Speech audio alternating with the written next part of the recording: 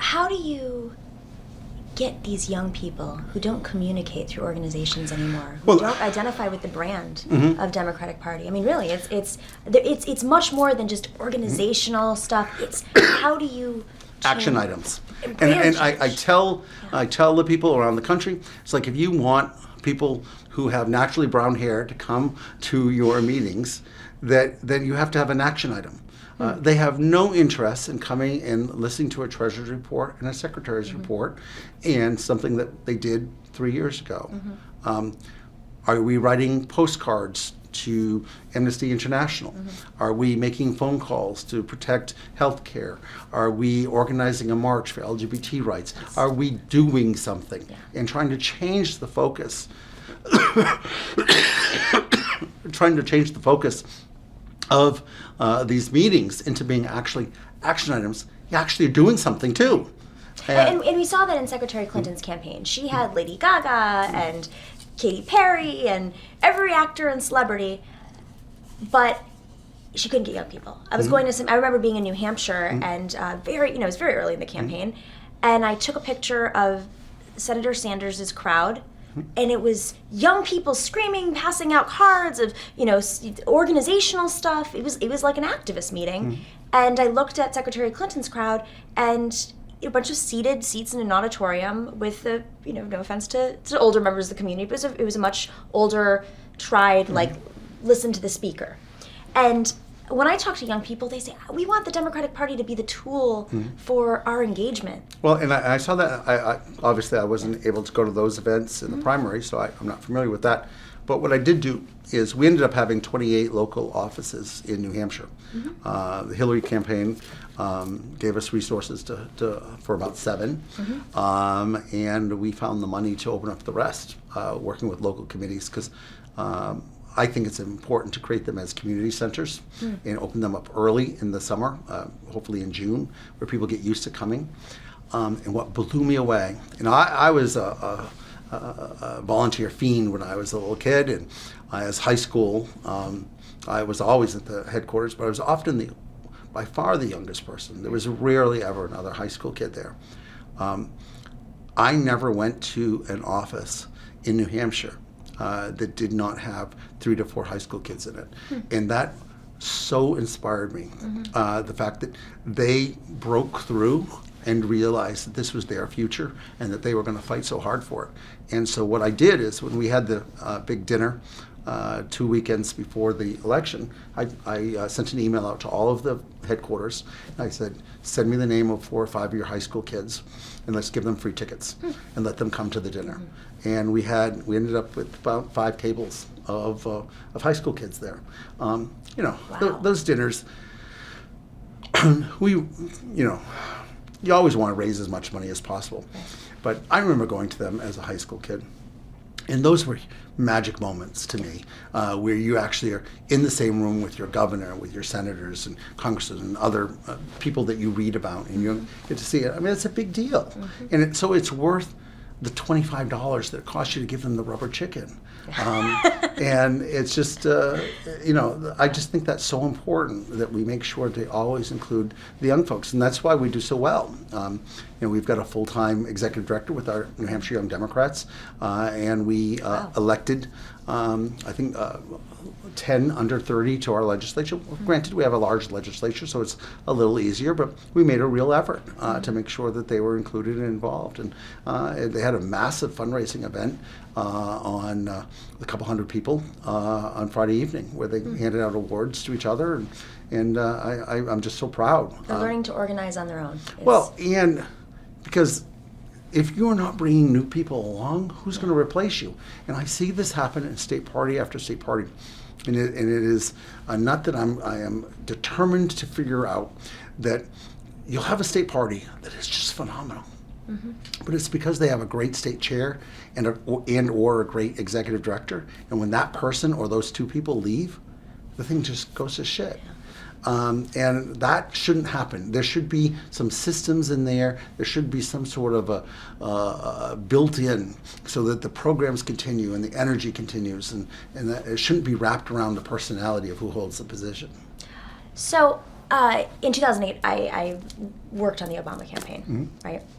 In 2012. I was state party chair. Oh, yeah. I haven't gone far. Shocker, you I haven't gone far. So when I worked on the 2012 campaign, there was quite a bit of a difference in culture on the campaign. And one of the things that launched out of the 2012 campaign that was different than the 2008 campaign was this organized operation for not young Obama supporters, but young Obama donors and fundraisers and bundlers. And that was my way of getting involved in 2012. I had no option. I had to learn how to become a professional fundraiser. And Jared Milrad was involved in that, Yes. who had worked in New Hampshire with us. And fair enough, you do need to fundraise for the party, but there was no other way. I either had to join the campaign and give up my job and do that, or learn how to fundraise. With that being said, you saw a lot of the energy that was there in 2008 drop off because people didn't know how to fundraise. They didn't want to fundraise. They didn't want to be in that class of people. It was an activist. And frankly, I didn't really like doing it either. With that being said, you've got this concept, the OFA story. And it's something that I don't see addressed. I'm not hearing it being talked about on these panels. But OFA was supposed to be this activist side that never happened, right? And now they're saying we want to bring back OFA. Instead of bringing back OFA, what are you going to do to do the 2017 version of OFA? Instead of sticking to the 50-state strategy, what is instead of responding to the past or fixing the problems of the past, how do you create the next 2017 thing that's going to change the Democratic Party and win you back all these seats? There's a lot of questions in that. Yeah. Well, I mean, essentially what I was saying is that OFA never really became a thing. It became a fundraising thing. Correct. And now we've lost all these seats. So what's going to solve it? Well, OFA complicated a lot of things. One of the frustrating things is in 2000, right after the election, for those of us with vibrant state parties, we desperately wanted to know who all those thousands of new people were that got involved. Almost everybody in New Hampshire that's in elective office or in party activist was first attracted to a presidential candidate at some point. And so it brings in this whole generation of new people comes in. And we were not given those lists. We were not allowed access. So we didn't know who the volunteers were. We didn't know who these young people, we couldn't fold them into the party. We were not given those lists until after the 2013. So at this point, we are talking that there could have potentially been 6 years old. And so it wasn't until after the re-elect. So to me, we lost an entire generation of people that could have been the new state party chairs, the new county chairs, the new state reps, the state senators, all those sorts of people. What I did is cross-check some of the FEC. That's how I did candidate recruitments. We had a state senator, because I saw that he gave $10 to Barack Obama. And I was like, well, we need a candidate in this district. I'll just cold call him and find out if he's interested. And he did, and he got elected.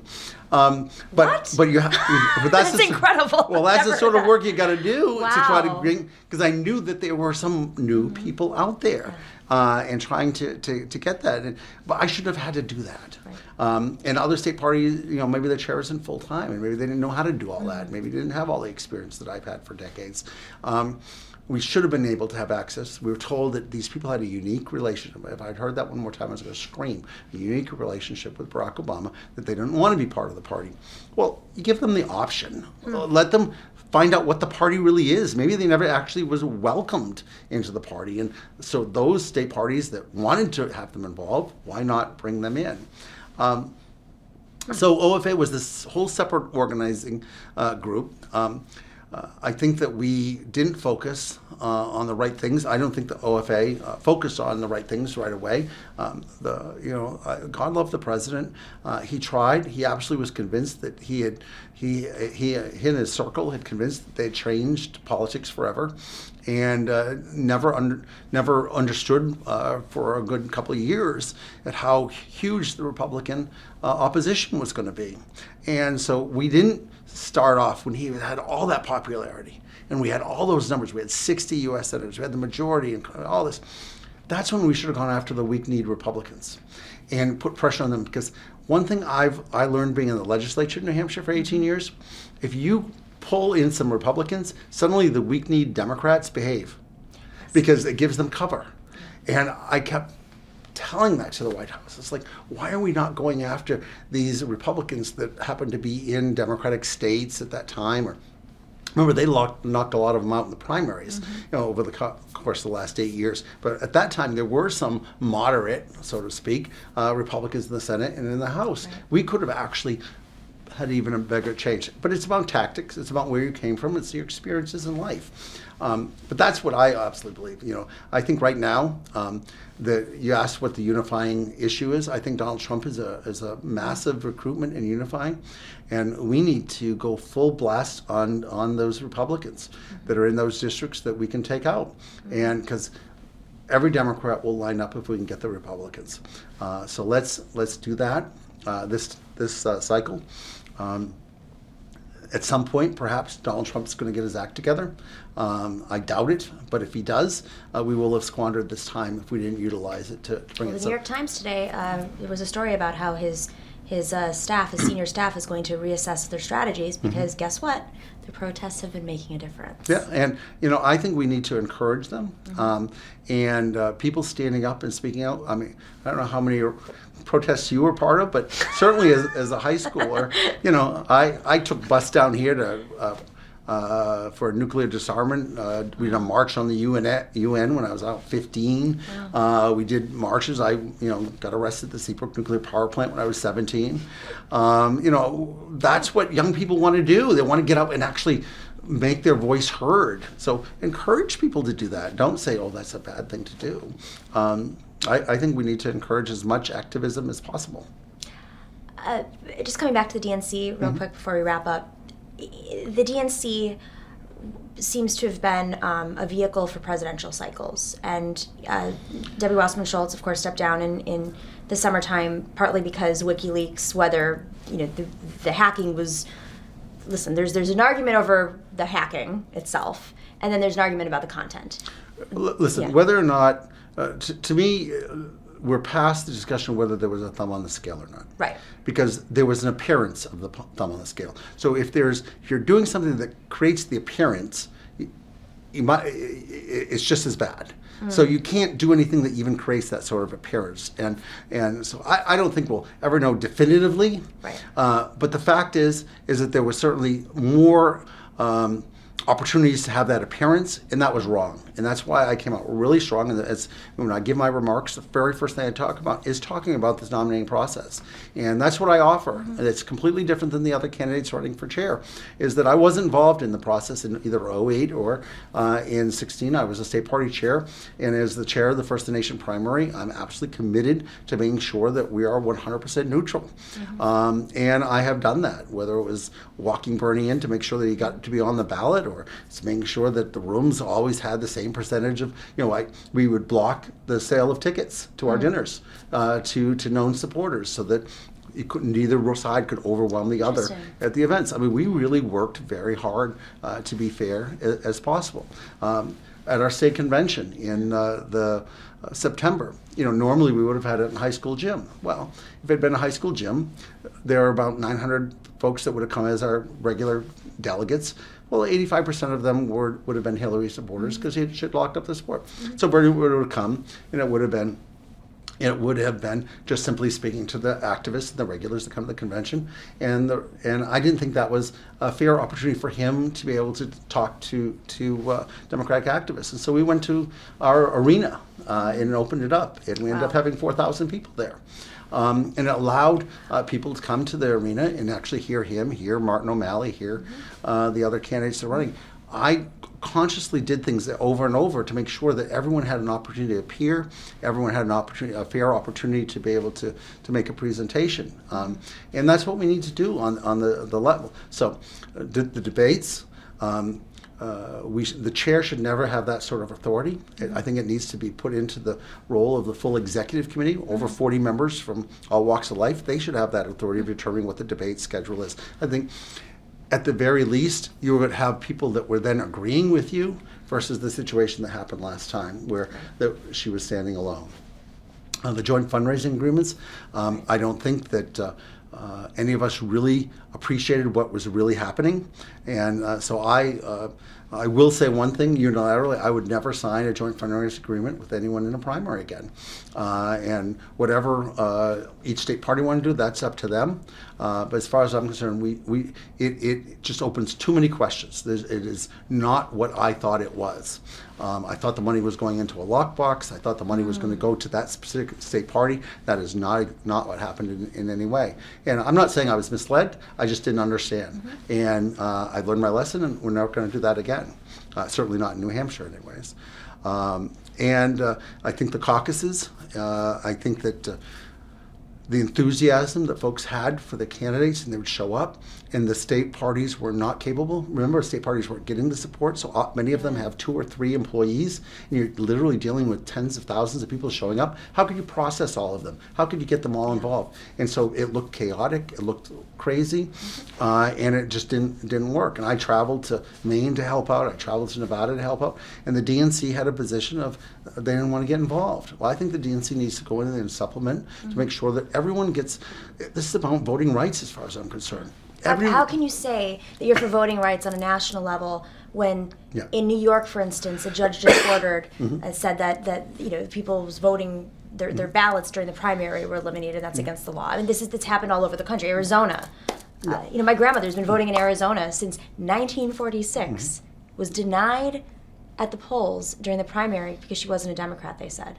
Yeah, I mean, we have a different system in New Hampshire. Right. We do have voter registration, unlike there are many states that don't have any voter registration, but in New Hampshire we do. But we allow any independent or unregistered person, because we have same-day voter registration. You could wake up late in the afternoon and decide, you know what, I'm going to go vote. And they go, they register, and they get to vote. And you take a Democratic ballot, you become declared a Democrat for that time period, and on your way out, you sign a postcard saying that you want to revert to being an independent. It's that simple. I think, now other people may disagree, but I think having the more amount of people involved in your primary and your nominating process means that you're going to have those people listening to your candidates going into the general election. Now, New Hampshire is a state that's split right down the middle. We're very competitive, but we've been winning elections. So I think our way of doing things might be a secret that some of the other states need to replicate. We've won 11 out of the last 13 statewide races. We have the entire congressional delegation for the first time in history. Both U.S. senators, both members of Congress. I think that's an important thing that some of these states that might be a lot bluer than New Hampshire may want to look at when they're trying to say, oh, who can participate and who can't. I'm not obsessed about who's a registered Democrat in New Hampshire. I really gave up thinking about that years ago when I said, as long as they're voting Democratic, what do I care if they're actually a registered Democrat? My focus is getting them to the polls so that they vote for the Democratic candidates. Because once again, after all, this is about electing people that will vote for a progressive future. If it's not moving the ball forward, if it's not having more justice and equality, then what are we doing? Why would anybody be against this stuff? What you're saying right now makes perfect sense to our audience, to me, but you're saying things that other people aren't saying. And of course, you have experiences that are different. But why would anybody in the Democratic Party, in the DNC, the members, the people who are voting, why would they be against this? I hate to disparage other people, but I have found that often times when people don't act in the common good, there are one or two reasons: power or money. And since I have neither, it's very easy for me not to take that into perspective. But I think that it is frustrating. I am still that little 7-year-old living in the basement of the elderly couple who learned of slavery and was so mortified that humans would do that to another human that I started volunteering at 8 years old. That's still who I am, and I haven't lost that. And that's why it was so emotional in '08 when we were in Invesco Field and the anniversary of Martin Luther King's I Have a Dream speech, and to realize that I'm standing there as an openly gay state party chair, leading my state delegation when Barack Obama accepted the nomination. And I just felt that really gave my life so much purpose, that it was really the issue of the mistreatment, the horror of slavery, the mistreatment of African Americans that motivated me to be involved in politics in the first place. And it just made me so proud. And right now, I'm not proud about a lot of stuff. Chairman Buckley, thank you. Thank you. I will see you in Baltimore. Thank you. And then Atlanta. Yes. and then hopefully again soon. We'll see. All right, thanks guys. This is you're watching the Young Turks TYT Politics here at YouTube Live in New York. I'm Nomi Konst. We'll be back shortly.